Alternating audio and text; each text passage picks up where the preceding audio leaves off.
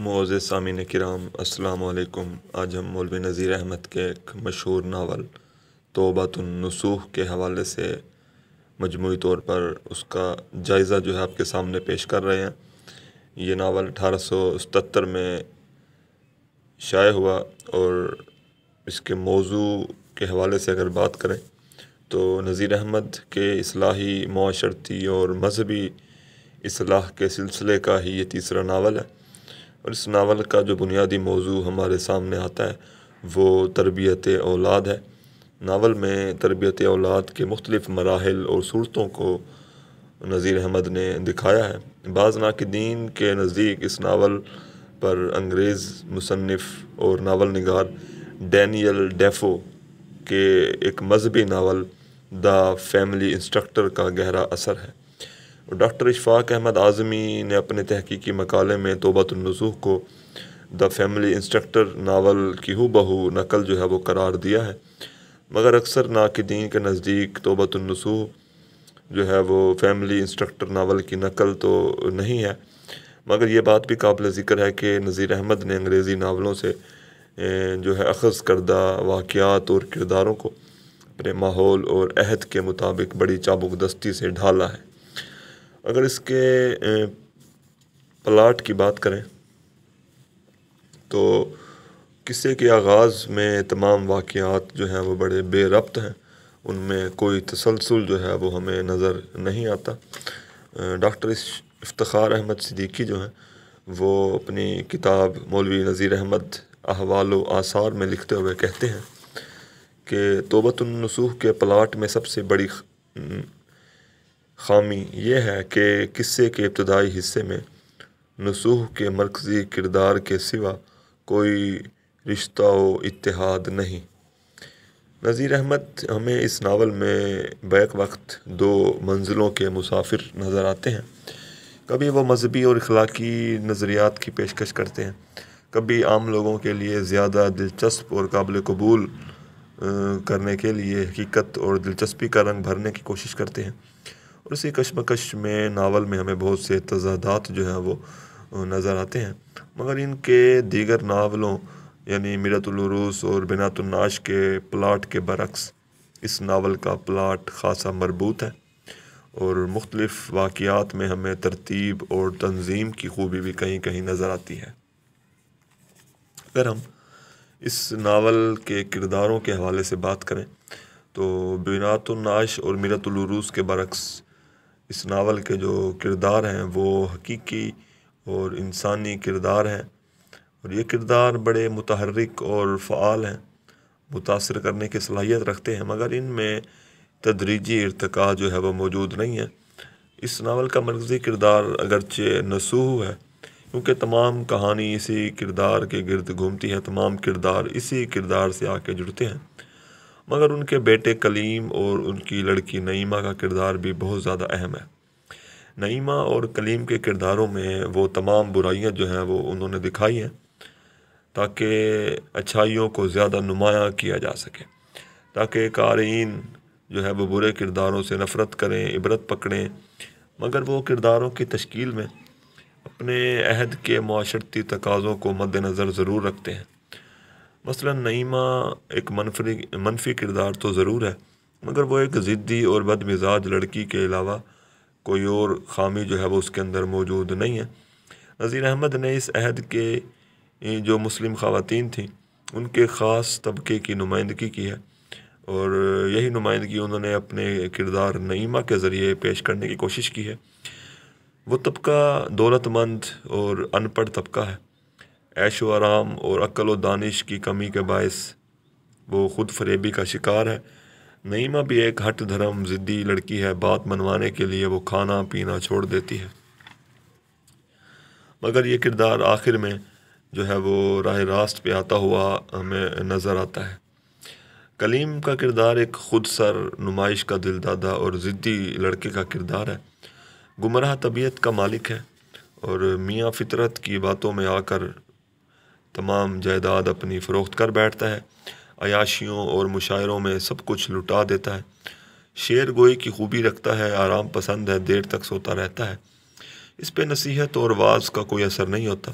اس کردار کی بغاوت اور سرکشی کے باعث قصے میں ہمیں ایک دلچسپی اور تجسس جو ہے وہ نظر آتا ہے۔ نعیمہ اور کلیم کا کردار بڑا جاندار، متحرک اور حقیقی ہے۔ یہ اپنے عہد کے حقیقی نمائندے ہیں، اور یہی کردار جو ہے وہ سدھرنے کے بعد ہمدردی اور محبت کا کردار جو ہے وہ قرار پاتا ہے۔ نصوح ایک اہم کردار ہے۔ اس کردار میں وقت کے ساتھ ساتھ ہمیں کچھ تبدیلیاں بھی رونما ہوتی ہوئی نظر آتی ہیں۔ وہ بیماری کی حالت میں نیند کے دوران ایک خواب دیکھتا ہے۔ خواب سے بیدار ہو کر وہ اپنے اہل خانہ کی اصلاح کا بیڑا اٹھاتا ہے۔ قصے کے آغاز میں دکھایا گیا ہے کہ ہیضے کی وبا پھیلی ہوئی ہے اور نصوح جو ہے وہ احکام شریعت سے بیزار ہے، مگر خواب میں جب وہ قیامت کے اور حشر کے مناظر دیکھتا ہے تو اس میں ایک واضح تبدیلی رونما ہوتی ہے، جو کہ ایک بڑی سی عجیب بات محسوس ہوتی ہے۔ یہ کردار جو ہے وہ نام کے مطابق ایک ناصح کے روپ میں نظر آتا ہے۔ نیکی اور بدی کا نظریہ جو ہے وہ پیش کرتا ہے۔ اس کردار میں زندگی کے آثار جو ہیں وہ موجود ہیں۔ اس کے علاوہ ظاہر دار بیگ اس ناول کا ایک بڑا فطری اور زندہ کردار ہے۔ یہ بڑا خود پسند، خوش آمدی، خوشامد پسند، ظاہر پرست، نمود و نمائش کا شیدائی ایک کردار ہے۔ یہ فکر معاش سے بے پرواہ ظاہر داری اور شیخی کے سہارے زندگی بسر کرتا ہے۔ امیروں میں اٹھتا بیٹھتا ہے، ان جیسی عادات اپناتا ہے، ان جیسی وضاقتہ سے مشاعروں میں جاتا ہے۔ یہ کردار اگرچہ مختصر وقت کے لیے ہمارے سامنے آتا ہے، مگر بڑا جاندار اور دیر پا اثر جو ہے وہ یہ کردار قائم کرتا ہے۔ اس کے مضحکہ خیز دعووں اور غلط بیانیوں کے سبب یہ کردار جو ہے وہ بڑا جاندار اور دلچسپ محسوس ہوتا ہے، اور اس کردار کے ذریعے ہی دراصل نذیر احمد کی شگفتگی اور زندہ دلی جو ہے وہ ابھر کے ہمارے سامنے آتی ہے۔ اگر اس ناول کی مکالمہ نگاری کی بات کریں تو نذیر احمد کے مکالمے بڑے جاندار اور بڑے ہی خوبصورت ہوتے ہیں۔ نذیر احمد اپنے کرداروں کے سماجی مقام و مرتبے اور ان کی نفسیات کے عین مطابق جو ان سے مکالمے ادا کرواتے ہیں، مگر ان میں خامی کبھی کبھی نظر آتی ہے کہ وہ کبھی کبھی عمر کا لحاظ کیے بغیر خلاف عقل باتیں بھی کہلوا جاتے ہیں۔ مثلا اس ناول میں حمیدہ جیسی ایک کم سن لڑکی سے وہ بڑی عالمانہ اور فلسفیانہ قسم کی گفتگو کرواتے ہیں، جو کہ خاصی ایک عجیب سی بات ہے۔ اس کے علاوہ ان کے مکالمے جو ہیں وہ بڑے جاندار، خوبصورت اور کردار کی، نفسیات کی، اس کی عادات کی عکاسی کرتے ہیں۔ مثلا نعیمہ اور اس کی والدہ کا ایک مکالمہ ملاحظہ کیجیے۔ ماں: اچھا تو نے ہولے سے ہاتھ رکھا تھا کہ نگوڑی لڑکے کے فسد کے برابر خون نکلا، کیسے دنیا میں لہو سفید ہو گئے۔ نعیمہ: لہو سفید نہ ہو گئے ہوتے تو کیا بھانجے کو روتا ہوا چھوڑ دیتی۔ ماں: لیکن اس نے بے سبب نہیں چھوڑا، اس کی نماز جا رہی تھی۔ نعیمہ: بلا سے صدقے سے نماز کو جانے دیا ہوتا، نماز پیاری تھی یا بھانجا۔ تو اس مکالمے سے بھی ہمیں نعیمہ کے کردار کی خود سری، ہٹ دھرمی اور اس کی ایک جو باغیانہ طبیعت ہے وہ نظر آتی ہے۔ اس کے علاوہ ظاہر دار بیگ کے مکالموں سے بھی اس کے اندر کی مکاری، عیاری اور اس کی پرفریب طبیعت جو ہے وہ عیاں ہوتی ہوئی نظر آتی ہے۔ ناول کے مطالعہ سے یہ اندازہ ہوتا ہے کہ نذیر احمد انسانی فطرت اور نفسیات سے بڑی گہری آگاہی رکھتے ہیں۔ وہ سیرت اور کردار سازی کے لیے منطقی طور پہ ایک فضا قائم کرتے ہیں۔ اس ناول میں نذیر احمد کا جو فنی شعور ہے وہ دیگر ناولوں کے برعکس ابھر کے سامنے آتا ہے۔ وہ جگہ جگہ قرآنی آیات، احادیث کے حوالے دیتے ہیں، اصلاحی گفتگو کرتے ہیں اور دور دراز کے تشبیہات، استعارات اور تلمیحات کا استعمال کرتے ہیں۔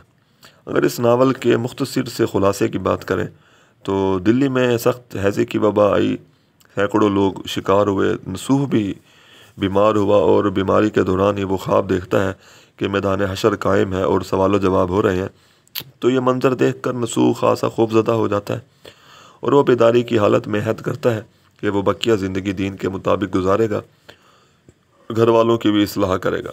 اس سلسلے میں اس کی بیوی اس کے ساتھ ہے، مگر کلیم جو اس کا بڑا بیٹا ہے وہ نافرمان ہے، وہ گھر چھوڑ کر چلا جاتا ہے، اس پہ کسی نصیحت کا کوئی اثر نہیں ہوتا۔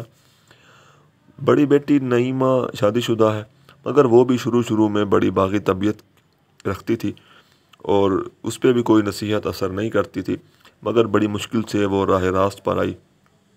مگر بڑا بیٹا جو گھر چھوڑ کے جا چکا تھا، اس کی تمام جائیداد جو ہے وہ فروخت ہو گئی۔ اس نے تمام پیسہ مشاعروں میں اور دوستوں پہ اڑا دیا اور در بدر بھٹکتا رہا، ٹھوکریں کھاتا رہا اور واپس گھر آ گیا۔ مگر جب وہ گھر لوٹا تو خاصی دیر ہو چکی تھی اور وہ حسرت ناک موت کا شکار ہوا۔ شکریہ۔